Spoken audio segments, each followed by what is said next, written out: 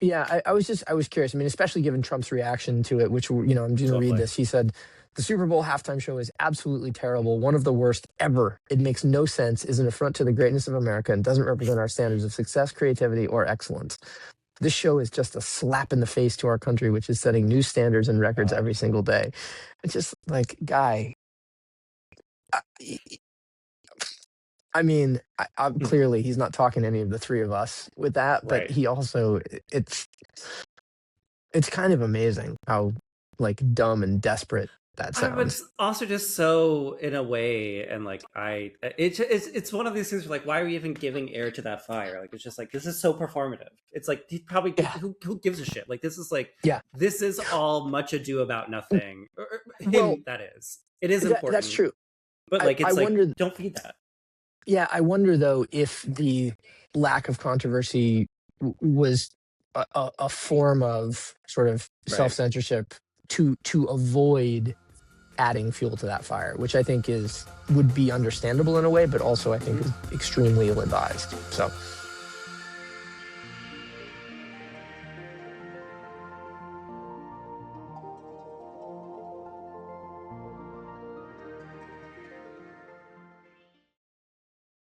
Hip replacement. This is episode number 44. Kyle, 44 is kind of a lucky number where I come from. Is it? Why? Yeah, In well, Syracuse or where in is there? Or Syracuse. Greenport? Yeah, Okay. no, in Syracuse, it's a famous football number. It was worn by Jim Brown and Ernie Davis and a bunch of other notables in the Syracuse pantheon of American, it should be said, football players. And so, yeah, Okay. 44. It's just, to me, it brings me right back to Marshall Street and to the heart of the Syracuse University campus. Learn something new every day. How appropriate in our post Super Exactly. Bowl week. So thank you for grounding us in the Super Bowl, or in football. My rather. pleasure. Who? I mean, we're here with Steven, and we're going to get an intro. But one thing that we should talk about is who won the Super Bowl from a uh, cultural standpoint. I mean, Because I have some thoughts. well, I'm sure we all individually, collectively do. I will do our intro really quickly. God damn it, Kyle! Get to the intro. Yeah, really quickly. So we're with Steven Erazo, who is a graphic designer and art director in Los Angeles, and not aspiring, but like studying to be a painter right now too. Steven and I have a kind of like Lucas last week. Steven and I worked together. He was not one of my quote unquote children, but Bobby, my partner's, he was on his team. And we worked together a lot. We've remained friends. And when I was thinking of people to have on the podcast, and from being in LA, New York, Steven, you came to mind, because kind of what you put in the email when we were corresponding about this is Steven came to Trend Report Live and had maybe the most iconic line of the night, which was, I'm going to butcher this, but it was something to the effect of, I think I'm the youngest person in the room, part one of the statement. Number two, or as the youngest person in the room, part one. And as someone who has a screen time of, I think you said like 11 hour or like 60 hours a week or something. It was like, you mentioned 11 hours in the email, but it was a wild number in the room. People were like, they were aghast. And I was like, who better to be on this podcast at some point than Steven, who is extremely online and also very young. So welcome, Steven. Yeah, welcome, Steven. Steven, where do the hours go? Well, first and foremost, what is the correct number of hours? And then secondly, where do the hours go? It changes, but this morning I got a thing that it was reduced. So it's actually down to 10. Okay. A mere 10 hours a day. Yes. Yeah. And most of it is going to TikTok. Okay. And then the other time is split between asking questions and looking stuff up on the internet. A lot of time on Instagram, mainly because of like visual research that I'm doing for sort of like painting class. So I'm kind of looking at galleries, artists, what they're doing. And then Twitter when I want to just rot and see what other people are talking about and laugh. Wait, are you simultaneously on your computer, or computer and phone, or is the phone like really a strong like? Yeah, Oh, is the film computer, like a phone, strong like TV, like it all at the is, same time? everything is Wow. turned on. Yeah. Okay, locked in. So I'm interested to know. I mean, there's so many things I'm interested to know as like a someone who is not TikTok native or even really TikTok present. B, as somebody who is, you know, of a different sort of generation and style of media consumption, and C, just as a, let's call it, as a New Yorker to your Angelino-ness. What if you, as you're looking at artists, for instance, who are you looking at? Are you looking at contemporaries and your peers? Are you looking at the greats of the past? Is it a giant confusing mix of all of them? Like who's in Yeah. that It's a mix? mix. I mean, I like to ground my work in history. So I always start with like who's done this. Hmm. And so I'm looking at like Roberto Mata is like someone who's like really present right now in sort of like the research that I'm doing. And he's like 20th century. But also like the great painters like David Siqueiros and those sort of like muralists. That's because that's the type of work I want to do. But in terms of like the broader history of what I'm trying to study, there's sort of people that you need to know, kind of like how in Right. most like US schools you'll learn about like Pollock and all these other people, even though that's not directly tied to your practice. Hmm. The other half, and because I do work at an art gallery every now and then, so a lot of my knowledge is local LA artists. Um, Also, a lot of their work has nothing to do with what I want to do, but subject matter wise, we all have like a through line in our work. So it's like the historical sort of like the greats are for my personal knowledge to root my work in something. And then the more contemporary LA artists, mainly because I live here, I Right. grew Hmm. up here. But that's sort of the being in LA is the nucleus of my work. It's really important that it's Right. rooted in the city. And so I don't really look at New York artists, Okay. or even European artists. Not a lot. I'm starting to more now just to get a sense Right. of the field, Well, but it's intriguing. I mean, to me, because you know, I tend to think of everybody as existing in a kind of a you know what 032C magazine called the big flat now, which Hmm. is where, you know, through this kind of digital interface everything is simultaneously near and distant. And so whether or not an artist is local in LA or is in Berlin or is in you know, the bush in Australia or is in, you know, 2025 or is in, you know, 1965 is it's not immediately obvious necessarily. So to hear you characterize it around those kind of local polls is pretty intriguing. Has that always been the case, or did you start big flat now and get real local? no, I think as I've taken it serious, or taken this in a more serious manner, I've made it a point to be local. Because in Yeah. Yeah. school, you kind of, Western art, all that stuff. I'm like, cool, I knew that. New York feels like a repetition of that. No shade. Because even the times I spent I'm over very there, offended. I'm the very time offended. I mean, listen, there's always that back and forth, right? Like I have a lot of Totally. friends who have worked in Absolutely. New York and they're like, the New York art scene's so much better. To their credit, I think there is more room for divergent ideas, regardless Hmm. of what subject Oh, matter. interesting. Okay. LA, I think can be very I can feel very one note, and certain people sort of get uplifted if they sort of repeat the same thing. Do you, Stephen, do you feel, Mhm. is it, sorry to cut you Interesting. off, is that a Yeah, feeling, do you get that feeling based on literally the market, like what sells, or based on what you see, or a combination of both? I think it's definitely both. Okay. For sure. But I'm very much of like, this is my home and I'm gonna mold it to sort of my Right. world and my vision. Sure. And I, refuse to be dictated by, or refuse Right. to let my work be dictated by sort of like the market. Um, Right. I think a lot of it's because I'm a designer as well. So Hmm. my income isn't dependent on art Right. versus Sure. as a full-time artist, you kind of, even if you want to do different things, you're like, I need to pay the bills versus I'm like, well, I just need to make a presentation pretty. I don't care if Bless you. I sell this painting or not. Would it be nice? Right. Yes. But I'm right now at this point in time, I'm doing it purely for the love of art and painting. Right. Sure. I think that it's part of it, Kyle. I wonder is the modern sense that a capital A artist can and should subsist purely on their art feels to me like a relatively recent conceit, and I wonder to what extent it's driven by mass media, in which we see enough examples globally to presume that that's an active system, when in fact, almost all artists have some other sort of, main hustle or I mean, side work or part-time job or whatever.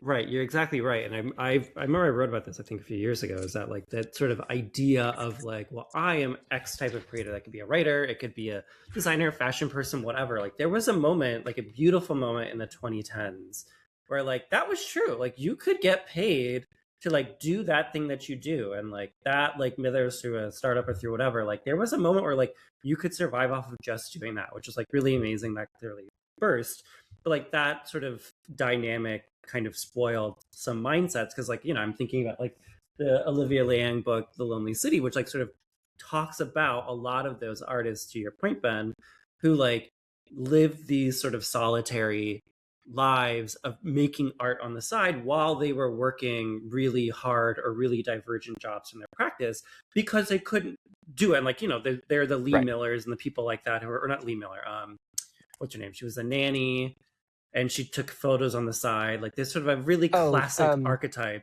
You know who I'm talking about. She's huge. It's not Lee Miller, but they were sort of in conversation with each other in a way. We're gonna look that up. Hold on one second, podcast listeners, while we do that. But all that being said, don't hold on. Keep going. This was all how it has always been, and I think like we are very lucky, in a way, Steven and I, or me, to have lived through a moment where that was possible, and you could really sort of like make your creative dreams come true. And I think now that the pendulum has sort of come back to reality, where it's like, no, you do have to like that day job, unfortunately, is the shitty counterpoint to you being able to make really good art. And like I think that is really important to have that counterpoint in a way, because like it does make the art better. It makes you invested in reality a bit more, I think. Right. Listeners, that the photographer that Kyle was referring to is Vivian Mayer, was a nanny, her professional nanny, her entire career, and then left behind this incredible treasure trove of images which have become acknowledged as the work of a genius, but were never sold or popularized or even exposed in her lifetime. She's sort of like the Henry Darger of photography, also having been in Chicago. Right. Anyway, enough of our art history lesson. Well, okay, so guys, what are we talking about this week? Like, what are the generations? What are they caring about this week? There was the Super Bowl. Who won the Super Bowl? Who won the Super Bowl? I think Levi's won the Super Bowl. You think Levi? Well, I was actually thinking about that on a brand level. They won, of course, but I think like on a culture level, like obviously, Bad Bunny and the sort of like Latin diaspora in the Spanish language for sure was a big. Did you guys? And I, to paraphrase Steven from earlier, I mean no shade by this whatsoever, but did you find the performance itself like exciting? Steven, would you like to go first? I mean, well, go ahead.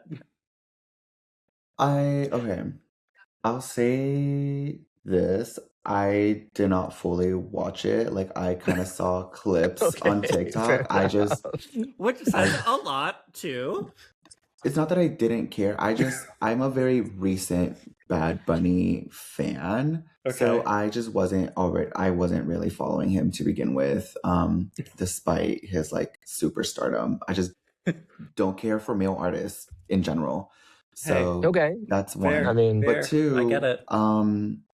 Of what I've seen in previous performances compared to this one, it just didn't live up to sort of what he has presented before, even like in music videos. So I was a little bit underwhelmed. The only thing that I thought was really touching was really like that ending, right? With all the flags. And then Canada, I think Canada won. in terms Okay. of the shout Okay. out. So they are Shout now out. part of the Latin America. What's The Latin Latin diaspora. America? Latin Yeah, they're belt. like what's the Amazing. belt? The Latino belt. Canada's now Okay. part of the Yeah. Latino belt. So That's hilarious. I think they won. Yeah, fair. I mean, honorary Latinos, Latina Canada. I watched it, obviously. I think it was a really good entertainment item. I think if I was there in person, I probably would have been bored because it was very much to the camera. And I thought it was a really good product in that way. It was very entertaining. I thought it was what the world needed right now in a lot of ways. I do think it was a very good, Puerto Rico has arrived moment, and also sort of very I don't know what the word is, like very fortunate, I guess, that we were the first people to have Puerto Ricans, that is, to have that moment of like, being Americans who speak Spanish, to be the first Spanish speaking halftime show. Like, it could have been a Mexican artist or another artist, but it was Bad Bunny, and that was really cool. Was it his best performance? Did I think it was a great performance? I agree with Steven. I didn't love it. I thought it was great. I thought it was really important, but at the end of the day, like, it's like there's this thing happening right now, especially in some Puerto Rican communities, I will say, is where it is like, it is the best thing in the world. It is so incredible. You cannot critique it, blah, blah, blah, blah, blah. But I'm like, no, like, I do think it should be critiqued. I don't think it's perfect. And I think that he would agree that it's not perfect either. And I think, like, to the point of like, I thought for something so buttoned up, it was so questionable and weird to me that it's like he and the dancers all wore Zara. I was like, that is, I don't like that for myriad reasons. But like, it's also like, for someone who has championed the island and the diaspora, I would have thought there would have been like, Willie Chavarria, like somebody like that, really championed. And like, I'm sure maybe there was, politics or issues aside, that I think is better than, a capital S Spain brand. I was like, that is really strange. Even if they work with Puerto Rican designers, I don't care. Like, that to me, I was like, really weird. But there are cases to be in on both sides. I get it. But that to me, I was like, I don't like that. Yeah. Well, I don't mean many different reasons why that seems to ring false, not least of which it's, if we're putting this thing together with let's not try to make this anything. Yeah. But also, it's like, if you're putting a thing together that is a cultural expression of care and consideration, and then you're working with fast fashion to do so, it totally rings hollow. I was, it's funny. I didn't think that it was fantastic either, but I have a sort of a different take on it, which is that kind of direct to camera, follow steady cam approach to that sort of visual storytelling, which was really pioneered in the Super Bowl by The Weeknd, hasn't been done better since The Weeknd. And so I was talking to my wife about this last night, who is an event producer, and one of the things that she said, she was like, yeah, but The Weeknd, the Super Bowl was dark, and it gave it a kind of a cinematic quality that the daylight of San Francisco wouldn't allow with Bad Bunny, which I thought was an interesting vector to be played here. I also think, and I'm curious if either of you guys know, there was one moment, at least as I was watching it on an airplane, there was one moment where the vocals were edited, and he said something that was not fit for air. And a similar thing happened during the Green Day performance, where just for a moment something was edited and wasn't suitable for air. The speculation had been Green Day and or Bad Bunny are going to make some sort of political statement, ice out or whatever the case may be is. And I wonder if either of you two extremely online people have seen anything about what those two moments of editing might have contained, because it could have been simple profanity. I just don't know, but it could have been someone with a really hot finger prepared for something bad and was nothing. And that's probably true too. Anyway, have you guys seen anything floating around about what got chopped? I did not. I totally missed that. At least in the YouTube performance I watched, like, I didn't clock any thing like that. Because I do remember, like, and Steve, maybe you remember this too, and maybe whatever. It's like when, what was it, Alicia Keys a few years ago, I forget which halftime show that was with, but That she was performed Usher, wasn't it? maybe, yeah, but like her voice cracked in this like way that like was a meme beforehand. Yeah. And like she did the meme inadvertently in person, and then they retroactively corrected it in the video, and people were like, no, her voice cracked. Roll the clip. Do not, like, she fucking cracked. And like that, look, embarrassing, awful for her, but also revisionist. And that was a whole conversation the next day. Like, I have not seen anything about that for either party. Yeah, I was curious. I mean, especially given Trump's reaction to it, which, you know, I'm just going to read this. He said, the Super Bowl halftime show is absolutely terrible, one of the worst ever. It makes no sense, is an affront to the greatness of America, and doesn't represent our standards of success, creativity, or excellence. This show is just a slap in the face to our country, which is setting new standards and records every single day. It's just like, guy, I mean, clearly he's not talking to any of the three of us with that, but he also, it's kind of amazing how like dumb and desperate that sounds. But it's also just so, in a way, and like it's one of these things where, like, why are we even giving air to that fire? Like, it's just like, this is so performative. It's like, he probably who gives a shit? Like, this is like, this is all much ado about nothing. Well, that is, it is important. That's true. But like, it's like, don't feed that. Yeah, I wonder though if the lack of controversy was a form of sort of self-censorship to avoid adding fuel to that fire, which I think would be understandable in a way, but also I think is extremely ill-advised. So, I mean, what actually was very interesting, and I would, with your 11 hours, Steven, tell me if you've seen anything. But like, there, to that point, like, it was really controversy free, and I think that sort of inspired maybe this sort of like, at least something that I noticed, this sort of like left wing, or maybe not even just left, but just like this sort of like conspiracy-izing things that didn't need to be. Like, I think the moment with the kid getting the Grammy, and that being like, that was Liam, I'm forgetting the kid's last name, Liam whoever, who was detained by ICE, and like, that was him. And it was like, why would that be him? Why would they have taken this like abused child and like put him in the Super Bowl? And like, just like, I love that you all are thinking that, but like, that's like Hollywood brain rot. That's not reality. But like, there were things like that where it was like, that's insane. You look insane for saying that. Yeah, I mean, it's weird what I've sort of been seeing online and sort of the discussion, right? Because on one hand, there is a lot of people who are like, love the diaspora, Latin America, blah, blah, blah, and all this really great stuff. And then you have this like subsection of Latin people who are like, you estadounidenses are not Latinos.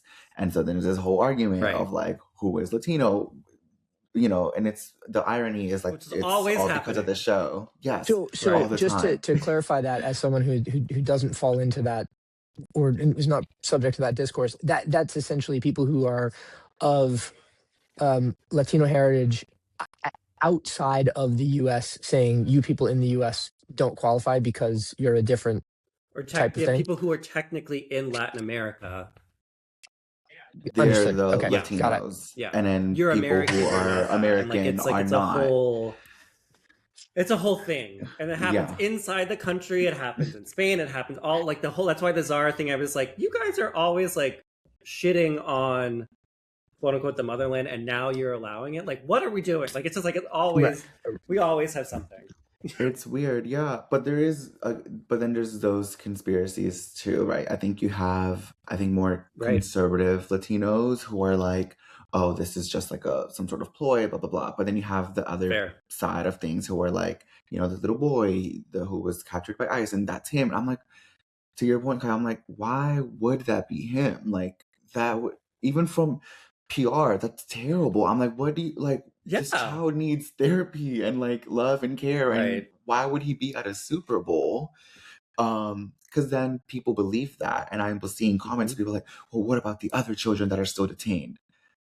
I'm just like, this is bonkers. Like, I'm like, do you want them all on the stage too? Like, what is that? Like, Hollywood dreams do not solve political crises, and like that's sort of like the thing is like, this is not this is La La Land. Like this is not reality. It sort of outed some people. Right. Not this was a big thing, but like it gaining steam is just like, y'all, like if you took a nibble of that story, you need to like take a deep breath, come back to reality, because you're not there. Yeah. You're not here with us. And there was a few people that I know that oh no reposted that, and I was like, did you even check if this is real? Like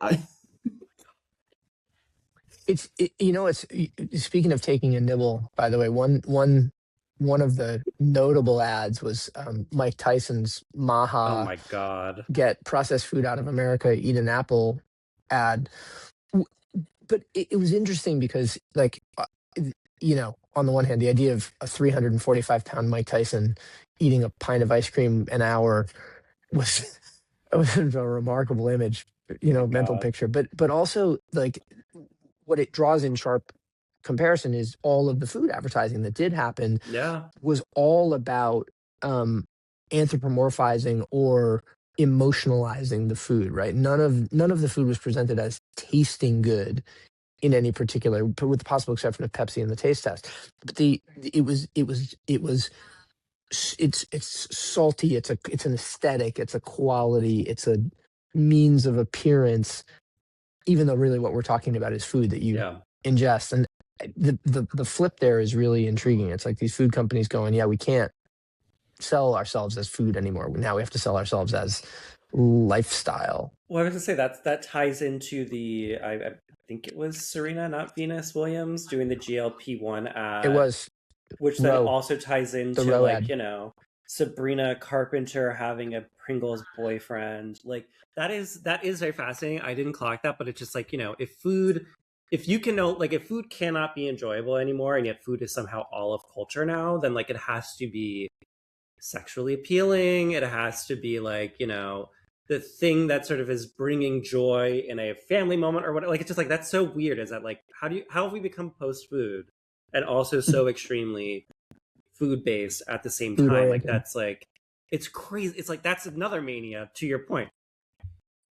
Well, I mean, there was an intriguing stat a couple of weeks ago that said the people who are on GLPs order more at restaurants than yeah, and I think the idea basically is that I can't draw the article to mind immediately, but it's to the effect of, because of the proliferation of people on GLP-1s and therefore a suppressed appetite, restaurants are making smaller dishes, and people are therefore ordering more of them, and so there is more volume being ordered, even though there's less on every plate, which to my mind, and as someone who is not on any sort of GLP-1s, is like great and logical, because we do as a country overeat, for sure.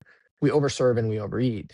But by the same token, it's this intriguing sort of reverse psychology effect. Yeah, maybe the shrinkflationists were right. Maybe they were right all along to charge more and give less. No, that's insane. But yeah, that's very interesting and not what I expected. I was expecting to be eyes are bigger than the stomach, because I've definitely had meals with GLP-1 people and people who've been on similar things where it's like, you order this food and it's like, I can't eat this. They have one bite and you're like, I'm done. I'm like, oh. No, and I think the interesting thing is that we're like that, the restaurant business, which is so driven by razor thin margins anyway, and is constantly always looking for ways to save and put less on the plate, just purely for the health of their businesses, is clocking, successful use of Gen Z slang there.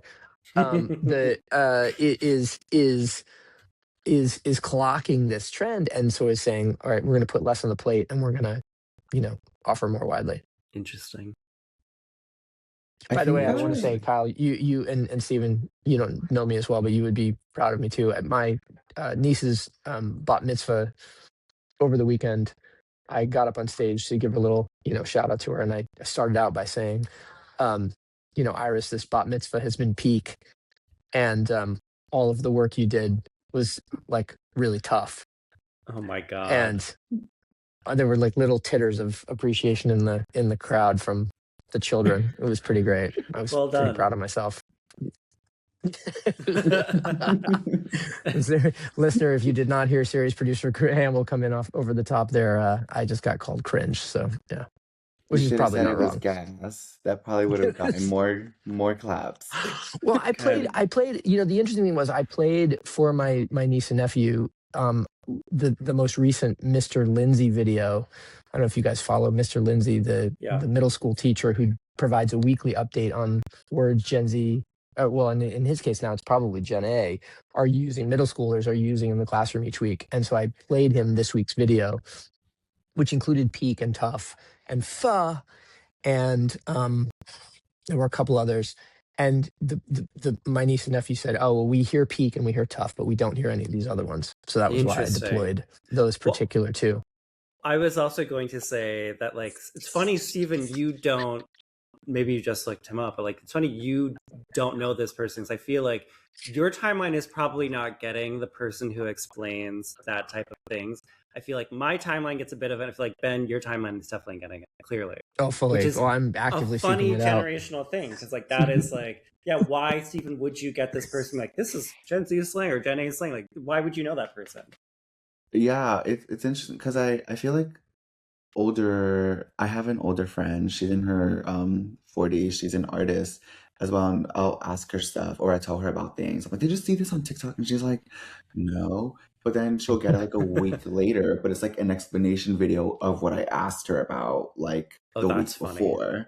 So I'm wondering too if the algorithm is sort of like they know that you as an older person won't consume the content in the same way. So it's like, let me get this sort of like middle person to explain why this is happening. Yeah. But it doesn't land the same because they're just like, oh, okay. What's divorce? Like, it was funny. It's from being within the context than being outside of it. It's like having a joke explained to you. It's like, it's not going to be as funny. It's just like, oh, I get it. And it's like, well, yeah, you're not going to laugh every time you hear it. Oh, we had Steven, I'm interested to know, Kyle and I had a conversation. We made a guest appearance on a podcast called Wear Many Hats.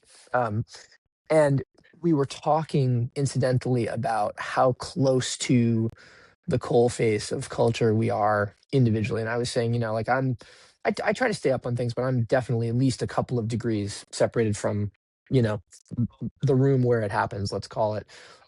Where are you? Are you in the room as these things are created? Are you 1 degree away? Are you more? I would say I'm like 1 degree away. Like, even though I'm online a lot and like try to tap into everything, I really think there's like a big difference between people who are like 3 or 4 years younger than I am. Oh, totally. Versus like my generation. Because I'll see stuff on TikTok. I think Kyle, you wrote about this, like the CI side bow or like those sort of like, oh yeah. And I'm like, what is this? Right. I'm like, I don't understand. Or again, same thing when people are like, even like peak, honestly, it's not a thing that my sort of people in my general sphere or I don't want to say generation, but age group, right? I would say keep it between like 26 and 30, not really using that language. So then when I hear it, I'm like, cool, I get the reference, I get the context. It's just not like a natural thing. Yeah. That's so interesting because that expressions like that, they are more, which is probably a kind of a rare thing in a way, quote unquote, is like actually coming from maybe more kids. It's like a lot of the things that kids have been saying that Mr. Lindsay would talk about is like 20 somethings or even 30 somethings saying something and them regurgitating it. I was also going to say like one thing that I think like definitely, and we didn't talk about this in the podcast, it's like I think it depends on the things. I was like, I'm surprised that you said that, Steven, that you feel like you're 1 degree away, but I do think for certain things like you're on ground zero. Like I think like even looking at like, you know, your hairstyle, the shirt you have on now, your glasses, like for people who are listening in, like you're not seeing this, but like Steven is somebody who I think you have been on that sort of like cutting edge of of those sort of things, of that sort of, maybe that sort of like fashion queer aesthetics, creativity, like what that looks like now. I think you're definitely like in the room or like in that conversation. And like, maybe it's not about say Gen Z lingo or Gen A lingo, but like those are different. I think we all sort of occupy those spaces like at the center versus a lot of quote unquote normal people, which is that's being normal. It's not that we're exceptional. We just are somehow in these rooms because we're interested in that. Yeah, I think because I think a big part of it too is just we're analyzing it in a different way, and we're consuming this very differently from other people. So I think subconsciously, like, I'll do those things. Like even now, right? Fair. When I'm thinking through all these different ideas that I have in my mind, I keep telling myself like, I just need to get weirder. Because I mean, me recently, Always like I was like, okay, yeah. yes. Especially as an art person, I mean, even now, like I would say, as a sort of like gay man in Los Angeles, it like I feel like fit like a certain sort of look to sort of blah blah blah. And so that's why I'm Sure. always like, no, I need to be weirder because that's sort of where those really fun and divergent ideas are coming from. And I think that then lends me to be more open to these other spheres that I'm not typically like tapped into. So then in a way I'm almost kind of getting invited into some of maybe like the younger people sort of like space. And I'm like, oh, cool. I understand that. I know where that's coming from, or I came Right. across from that because it's like a conscious effort to just kind of be tuned in and look for it. Because most people, when we get served stuff is just naturally, you know, the algorithm versus me being like, I heard this, let me look this up. Or like, oh, I heard this 18-year-old say this. Like, let me just look it up. And that kind of snowballs into the algorithm. And now I'm like, okay, cool. Now I know what Northwest is doing. Right. Well, okay, so I was just going to ask you if you could give us a current example. What is Northwest doing? She is in her fashion era. She just released a song with her dad, I believe. Is it the second one? Yes. But this is like, It she sounded really good. Wasn't that Kanye record supposed to come out? Wasn't Bully supposed to come out at the end of January? I thought it was just coming out and like some time last year. I have no idea. Who knows? I thought that was the whole point of the whole point of the Wall Street Journal apology was that it was merchandising the new record that was coming. Well, definitely all right. Well, working anyway, on his PR strategy. Right. But well, hopefully he's working on getting well. It's really what we're hoping he's working on, and his then PR wife strategy said can work after that. Yeah, I mean, his wife has said. She would not look, we're not tabloid podcast, but like, I don't think Chris or Kim Kardashian would allow North to collaborate with Kanye unless he was in a brand safe space. Yeah. Yeah, I don't know if you've tried to tell teenagers what to do recently, Kyle, but I'm not sure that that's necessarily fair. But I, you know, billionaire teenagers are maybe built different. I don't know. I mean, they're definitely built different. They're definitely built different. Well, okay, so Steven, what else? But it sort of begs the question: what else have you been paying attention to, or what other nuggets are you unearthing recently that, you know, Grandpa over here doesn't have access to yet? That I'll be hearing about from Mr. Lindsay and the algorithm in a couple of weeks. Honestly, right now, I really do feel like there's like a void. There's nothing that's kind of stuck out to me that I'm like, this is worth talking about, whether it's like intellectually enriching or funny, whatever. There's been like the biggest thing really in the last week has been the Super Bowl and kind of like leading up to that, because you've had all this press with like Cardi B and then Bad Bunny and sort of like the politics of, you know, all of that, given the context that sort of like we're living in the US. And then even on social, away from those things, nothing's really standing out. Again, like Northwest was like the biggest like splash, and prior to that was like the Grammys and like who gets to exit the Kia Asylum and all this other stuff. Like I'm like, this is just like ongoing situations that I'm just like, there's nothing crazy. There is one thing. I don't know, Ben, how knowledgeable you are of this, but something that stood out to me, because I saw a lot of people on TikTok make videos, primarily like a lot of queer and like gay men, and then a lot of on Twitter of Grindr now charging $500 a month for a sort of premium subscription. I missed that number. Holy shit. How could you get somebody to pay $6,000 a year? Like what? Oh, I don't understand what you could possibly offer for that. That's Well, like that's been the discourse. does Grindr have like a Club Cipriani or Yeah, so like, something is like it like that a now? I mean, Raya move? That's wild. 500 a month? Yeah, it's nuts. And they have like a 200, and the crazy part is they have a $250 weekly membership. Oh, talk about So K if you economy. want, well, I mean that makes sense, right? I mean, you're like a queer curious dad on a business trip to Tulsa, and you know, Who are you getting access to? joke. That's Only, crazy. only JK guys, only JK. Well, he's probably listening somewhere. Exactly. You're a congressman flying Yeah. through a small the regional thing is, airport. they already use that app though. Like, I mean, in Yeah, DC and the friends that live there, I mean, they're already at the bars or at the clubs. It's kind of like its own little system there. yeah, Yeah, sure. yeah. In terms of a premium Grinder membership, sure, Yeah, what? the ads are insane. Like, you open the app and the first thing that pops up is an ad. You try to message Right. someone, it's an ad. So I think this is a way to be like, oh, I Sure. know But they you know don't the even ads like are annoying, but you can. There is a tier between like $250 a week and whatever the baseline no ad thing is. Like, there is a tier. It's like, number one, it's like, okay, Riot exists. Number two, it's this is fascinating in a lot of, like, I didn't know about this until you mentioned this in our email, Steven, because like it is, which I'm kind of shocked by because I'm very on gay internet, obviously, but like, I didn't hit me.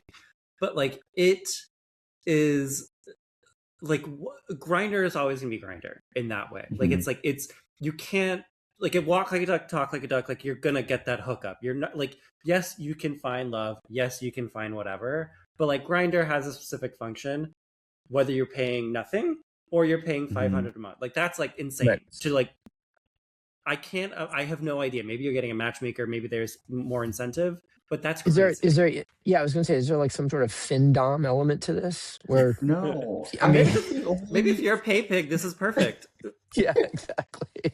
I That's honestly fucking think crazy. the only thing that's there, and because I get ads for that too, when they're like, get rid of the general ads, but then it's like, expand your range. So now it's like, you can sort of look for guys in other parts of the city without leaving your general like area. So it's like, let's say I pay for this, I can travel to New York and see who's in New York. I can travel to San Diego. But I'm like, if That's the what Twitter point is of for. the app is to hook up, Yeah. why am I looking up guys in New York when I'm in LA? Right. Especially if I'm not This is crazy. going to be there. So it's weird. And I think they're just money hungry. I mean, they went Is it public. real? I mean, that's the other thing. Is Yeah. it like, isn't just a troll? Well, It was very, here, let me, have you gotten an ad for the 500 thing on Grindr recently? no. I think right now they're in trials. Okay. Because they're Very also like interesting.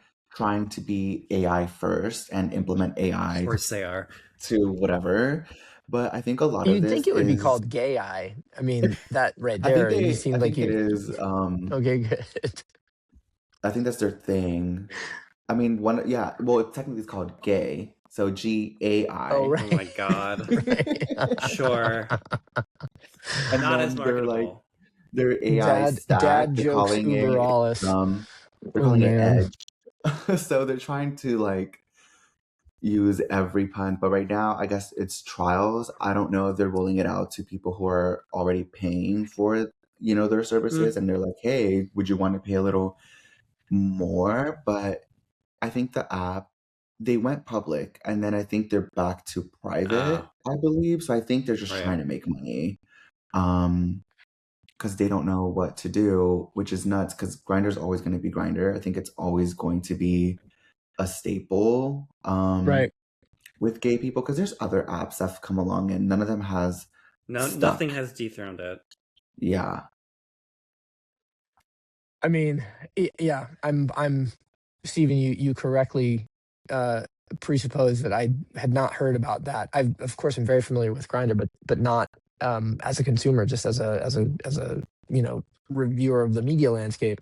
But the idea of a super premium subscription service at that level is bizarre. It's I mean, not. I just re-downloaded Grindr, and like I can get a mega boost for today for $70 a day. So like this isn't that crazy. Like they're already like you can charge. They're charging a lot. 27. Wow. That's $69 a day. Hilarious, but also that is a lot of money. Yeah. But like from this thing is like it's $50 a month for an unlimited plan, but like these are probably different things. So like $69 a day, it's not infeasible to do $250 a week. They clearly Yeah. are like Yeah, fair. that's crazy. That is crazy. It's I mean, this is like the most extreme version of this, but I think they're taking what already exists, like Hinge, Totally. Bumble, Tinder, like they all now have these different plans. And I think in general, dating Here's everybody can is stay at like home. pay for Oh my God. like You yeah, can get it's 40. Yeah, so you get 40 times more. Yeah. 40 times Sorry. more grinds. Wow. It's I crazy. mean, It's crazy. yeah, it's yeah, not I yeah. mean, Hinge does the same thing. I don't know if you've seen like the jokes where people are like, I get served a bunch of ogres, and the minute Yes. you pay, then it's like all the beautiful people get like unlocked Yeah. because they're all hidden behind the paywall. But then But not it makes you think, $500. no, but I mean, it's still like, Right. I think what there's like, I think Hinge, there's like Hinge Plus, and then there's like Hinge X, and then those are two, like, yeah, they're different prices. As with all of these things, guys, it's you either pay for the product or you are the product. Totally. So- Oh, yeah, absolutely. Yeah. Absolutely. Absolutely. Or Man. just go to a club, go to a bar, whatever, which is difficult. I get, but also like, look, if money is that much of an issue, go walk around. Go out and smile at Go somebody. outside. Go outside and smile at somebody. Yeah. All right. Well, guys, this is bringing us to the end here. Steven, where do the people find you on the World Wide Webs, or on TikTok, or whatever or on Grindr, wherever your favorite platforms are? If you're paying for premium. Yeah, right. I am on social, mainly Instagram is my preferred. Okay. That's where I'm living. And it's just What's my your name. handle So again? Oh, just your name. Steven, yeah, so Steven F. Erazo. Which is funny because most people think my last name is Erazo. Erazo, yeah. But I'm like, no. Funny. It's Erazo. The F is my middle initial. But yes, I'm always on Instagram. Nice. Very good follow on Insta. All right. I'm tracking immediately. All right. Well, everybody, this has been episode 44. We will be back next week with another episode. And in the meantime, Steven, pleasure to talk to you. Thanks for being here. Kyle, Thank you. A pleasure as always. Likewise. We'll see you next time.